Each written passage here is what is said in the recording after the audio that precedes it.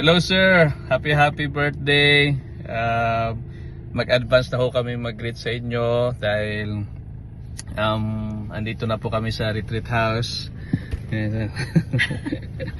Ayan, so papasok kami, 3 days kami sir dito. Walang cellphone. So babati po kami.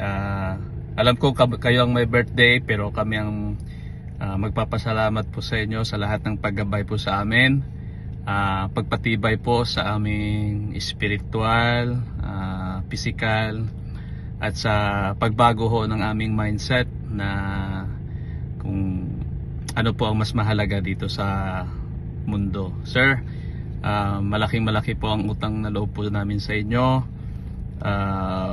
Maraming salamat at nakilala po namin kayo at nagkaroon kami hindi lang parang nagkaroon na kami ng anghel na laging gumagabay sa amin at kaibigan na material dito sa lupa at supremo naman sa pang-espiritual. So maraming salamat ho at sana patuloy nyo ho kaming gabayan sa mga ginagawa ho namin. So maraming salamat at happy birthday po ulit. Happy birthday, sir!